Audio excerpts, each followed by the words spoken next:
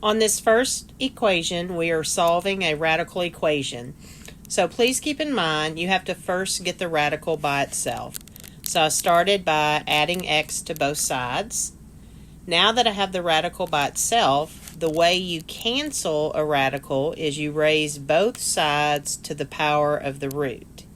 Whenever there is not a root written in the little index here, it's understood to be a root of 2. Otherwise, whatever root is written there, that's the same power that you use.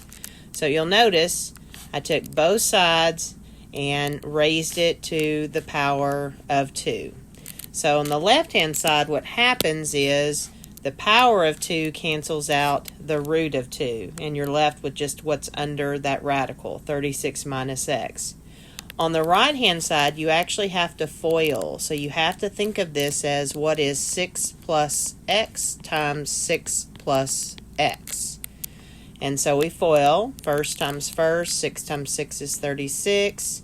On the outside, we get 6x. On the inside, we get 6x. So those combine to give me 12x. And then on the last terms, x times x is x squared. Now, anytime you see a square term, that is known as a quadratic. And in order to solve a quadratic, we have to set it equal to 0. So you'll notice I subtracted the 36 on both sides, and I added the single x term. So the 36 actually canceled out with the 36 on the other side. 12x plus x gave me 13x, and then I had my x squared term. So you'll notice both of these terms have an x in common, so I factored it out. That left me with x plus 13, and then I set each factor equal to 0. So these are both potential solutions. However, anytime you're working with a radical equation, you must plug the solutions back in to make sure that they are okay, that they check out and give you the right answer. And in this case, 0 does, but when you plug in the negative 13, you end up getting a square root that becomes a 39, and then you get a plus 13. That does not equal 6, so that is why we throw that solution out, and the only solution that we are keeping is the x equals 0.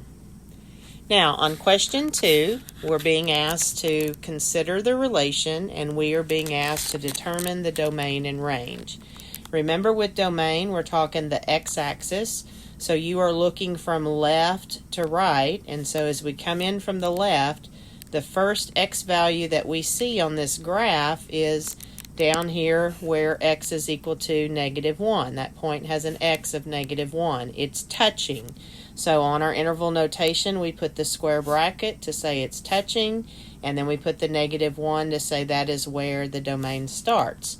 As I come to the right, I stop at that point, which has an x value of 0. And since it's a solid point, I'm going to close with the square bracket saying that it is touching 0.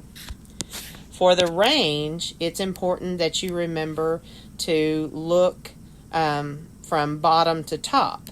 And so I actually have my answer in the wrong. That should go up there.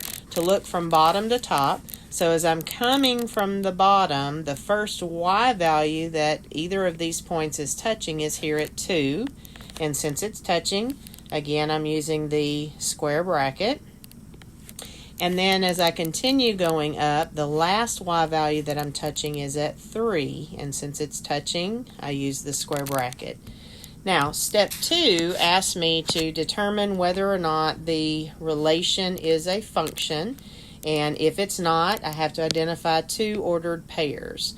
And so we use something called the vertical line test to determine if a relation is a function. And what that test says is that as long as I can draw vertical lines through the graph and only touch one point of the graph each time, then it is a function. But if there is anywhere that I touch the graph at more than one point, like I did on this line that I just drew, it is not a function. And so when you identify those 2 ordered pairs, you've got to make sure that you're naming 2 ordered pairs that have the same x value. So if I go off of the line that I just drew, notice I passed through one of the points was negative 1, 2, and then the other point was at negative 1, 3. When I show that we have the same x, that's what makes it not a function.